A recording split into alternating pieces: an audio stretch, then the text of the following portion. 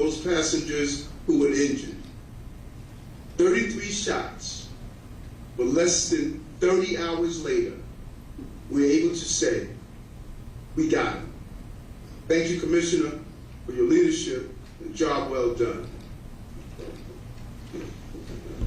And now, Police Commissioner of the City of New York, Keyshawn Sewell. Good afternoon, everyone, and thank you for being here. I am truly fortunate to stand here among these extraordinary investigators and federal partners to make this announcement. Moments ago, Frank Robert James was stopped on the street and arrested by members of the New York City Police Department. Officers, in response to a Crime Stoppers tip, stopped Mr. James at 1:42 p.m. at the corner of St. Mark's Place and First Avenue in Manhattan. He was taken into custody without incident and has been transported to an NYPD facility. He will be charged with committing yesterday's appalling crime in Brooklyn. I want to commend all of the investigators and analysts who took part in this all-hands-on-deck investigation. Literally, hundreds of NYPD detectives worked doggedly during the last 30 hours to bring this together. They did so in tandem with a vast number of our law enforcement partners, including those from the FBI NYPD Joint Terrorism Task Force, the ATF NYPD Crime Gun Intelligence Center, and the Regional Task Force led by the United States Marshal Service. We hope this arrest brings some solace to the victims and the people of the City of New York. We used every resource at our disposal to gather and process significant evidence that directly links Mr. James to the shooting. We were able to shrink his world quickly. There was nowhere left for him to run. I'd like to turn it over to Chief James Essick for details of the investigation.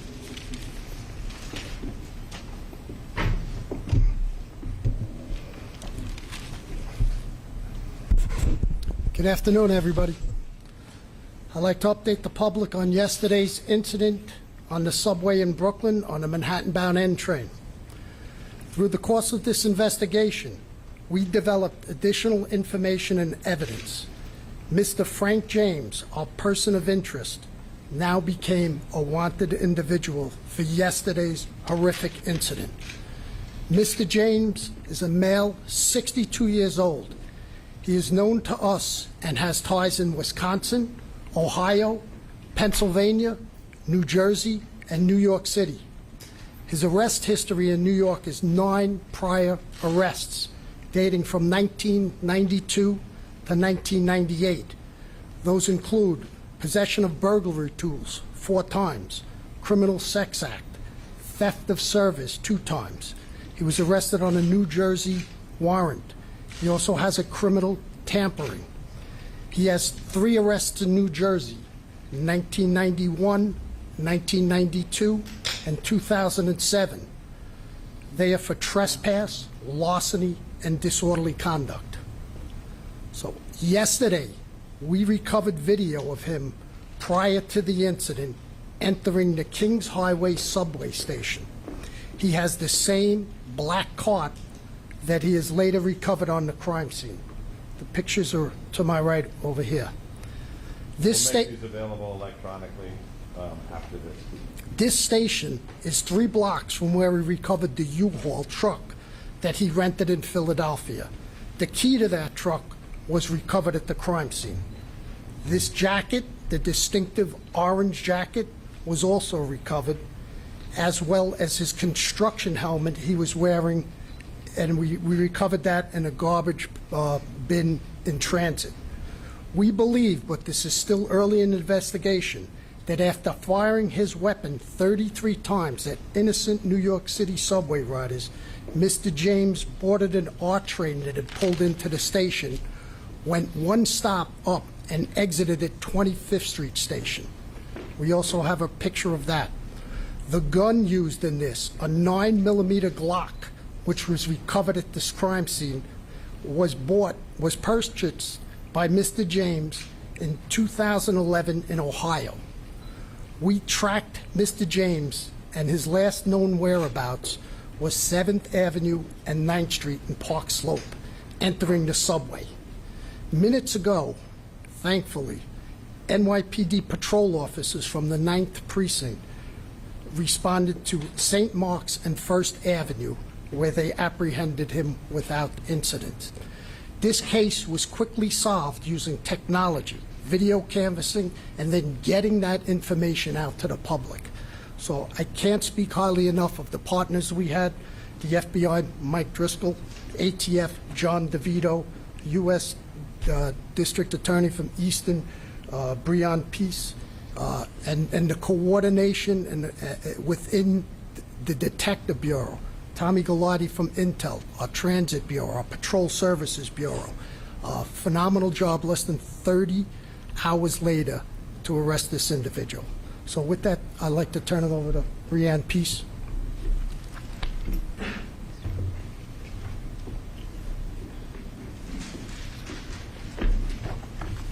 Good afternoon.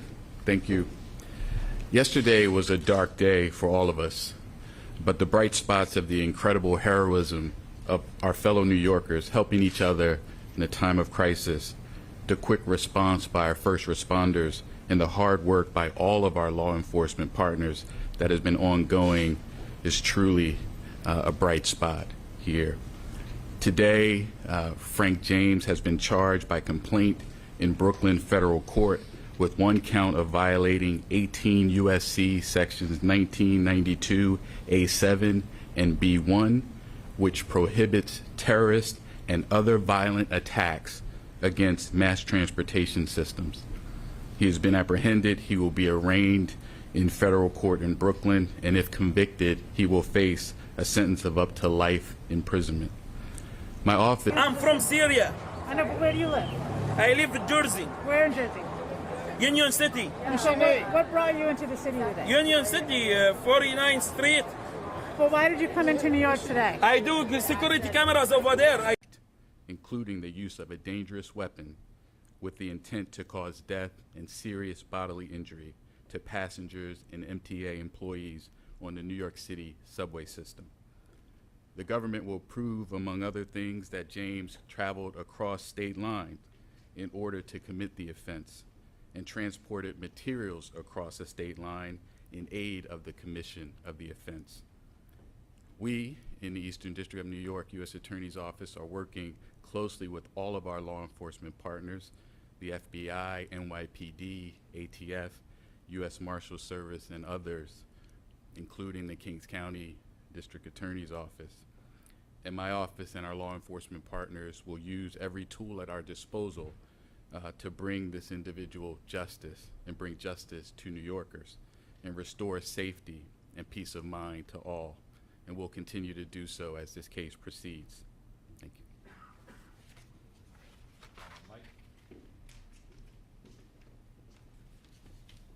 Good afternoon, and thank you all for being here today. As Mr. Peace just discussed, Mr. James is now facing a federal charge for his actions, a terrorist attack on mass transit. We have two ways that you can get in contact with us, because I want to be very clear that this is still an ongoing investigation. If you have additional information regarding Mr. James's activity, or if you have digital information, please reach out to us. Contact the FBI, 1-800-CALL-FBI, or you can provide digital media through fbi.gov/Brooklyn shooting. We need to hear from you so we can fully understand all the events that have occurred over the last 30 hours. It's crucial that we receive the assistance of the public as we piece this case together. There has been some reports that FBI holdings to date had a tie to Mr. James. I want to be very clear that to date we have found no record of an investigation of Frank R. James by an FBI office before the shooting yesterday. Reports that FBI's New Mexico field office previously investigated him are inaccurate. I want to thank our partners in this case, the NYPD, the ATF, the U.S. Marshals, and the U.S. Attorney's Office, and all the members of the FBI NYPD Joint Terrorism Task Force. We've had such a tremendous response from all of our partners in this case that have led us to this moment now. I also want to take a quick moment to highlight the work of the JTTF. I'm fortunate I get to work with them every day. It's truly an outstanding group of people, led by SAC Kerry Farley, who spearheaded this investigation. They've done an outstanding job on this, as they have every time New York has faced a threat of this nature. So thank you, and I'd like to turn it over to John DeVito from the ATF.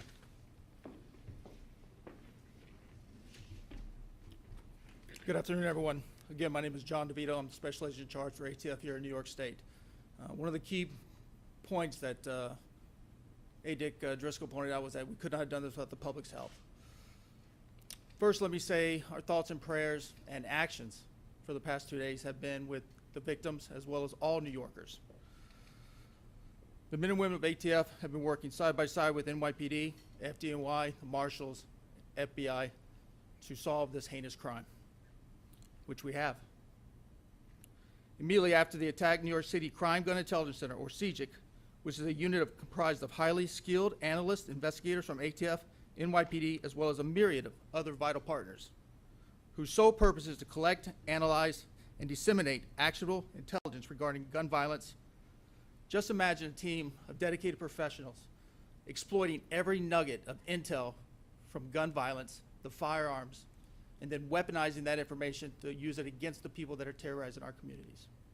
That's your CGIC. The timeline on this gun's life spans 16 years in 5 states. And I'm very proud to say that late yesterday evening, about 12 hours after this attack, ATF agents were able to close the loop on that extensive time span and determined that Frank James purchased said firearm from a federal firearms licensee in Ohio in 2011. So essentially, we tied that gun, utilizing the shooting, to our target, and now we have our target in custody. Thank you. Okay, we're going to be in that we've told you almost everything we have to say, able to answer some very limited questions. Tina. Can you tell us a little bit about the Crime Stoppers? There's some reports they called themselves in. Is that true? There was a person who called Crime Stoppers. We're reviewing who exactly made that call. Rocco? Commissioner, we'll Chief after another one. He alludes in one of his videos to yesterday's date. Does that date have any significance? And is it clear yet what the motivation was for the shooting? I think first and foremost, we were looking to get this guy off the street before he did any more carnage, brought any more carnage to the city. As to the investigation into the motive, and to look and scouring his social media, that's still part of the ongoing investigation. But again, first and foremost, we wanted to take him off the street. The investigation is continuing into the motive, into his social media postings. Bloomberg. You said Mr. James walked into a Park Slope subway station. What time was that, and what was he doing in between then and when you guys caught him? That was 9:15 yesterday. So the incident occurs at 8:24. So he leaves, he exited the 25th Street Station House shortly after 8:24. The R train pulls in. We catch him next going into a Park Slope on 7th Avenue and 9th Street at 9:15. And then we grab him today. But we had literally hundreds of detectives out scouring video throughout the crime scene and beyond. And so this is 9 a.m.? Excuse me? 9 a.m.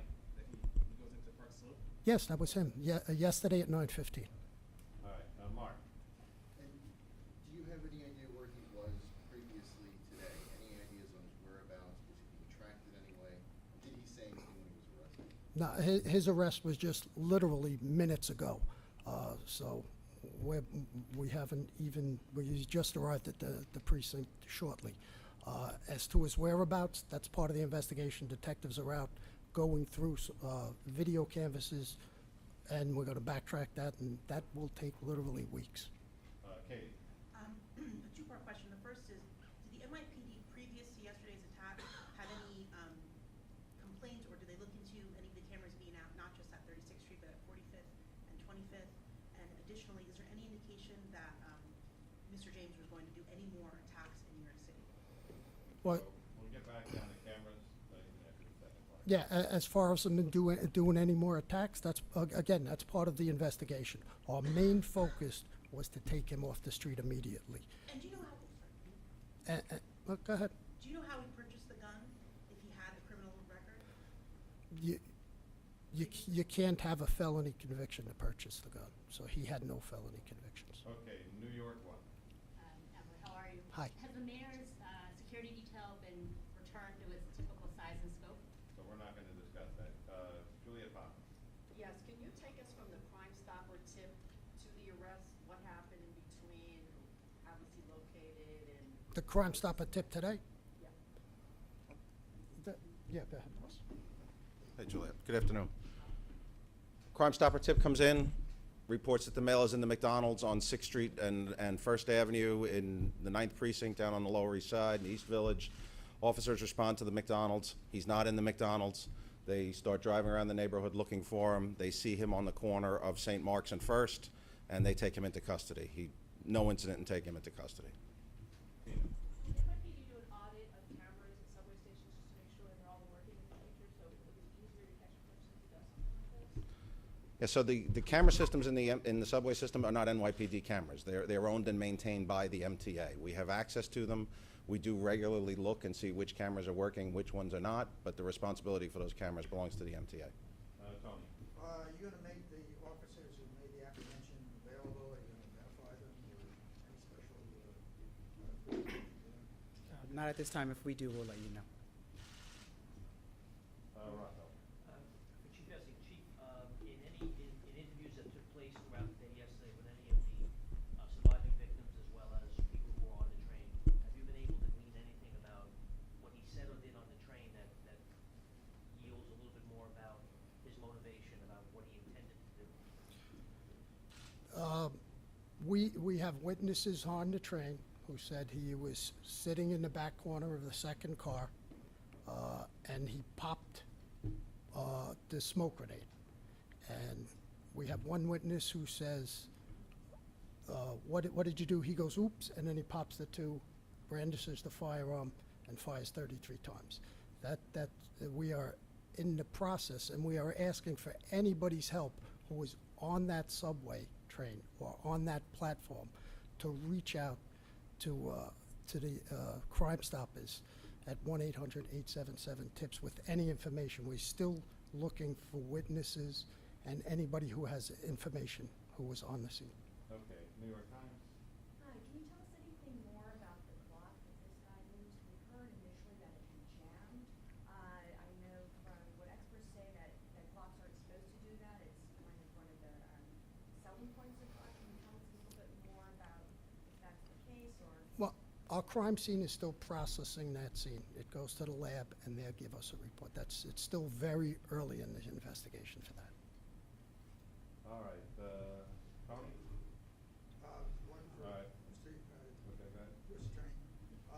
The statute that he's being held under, that requires no nexus to any foreign terrorism. This is, in its own, it's a discrete terrorism charge. That's correct. The statute is titled Terrorism and Other Violent Attacks in Mass Transportation. So if there's a federal interest, of course, in protecting mass transportation hubs and infrastructure, and so that's the jurisdiction. But we're not going to comment further, or we're still investigating the motive and things like that, so can't comment further. All right, last question to Juliet. Yes, who can talk about his contact with social services or if he had any here in New York? That's going to be part of the investigation as well, so we were not able to speak to that at this moment. So after he got arrested in the 90s, and then did he like disappear? Was he not in New York City anymore? That's part of our investigation as well, Julie. Thank you. One more question. We've used 12. You're the last question. Thank you. I'm wondering if there's, do we have any motive in terms of Sunset Park? Why Sunset Park, or was it random? No idea. So just to close, we also want to acknowledge our partners, sometimes jousting partners in the media, for putting all these pictures out, for spreading this story from the time we did the press conference yesterday. That was a critical effect on raising the kind of public awareness that, as the commissioner said, was able to give him very few choices in terms of where to go. So we appreciate your efforts as well. Thank you very much.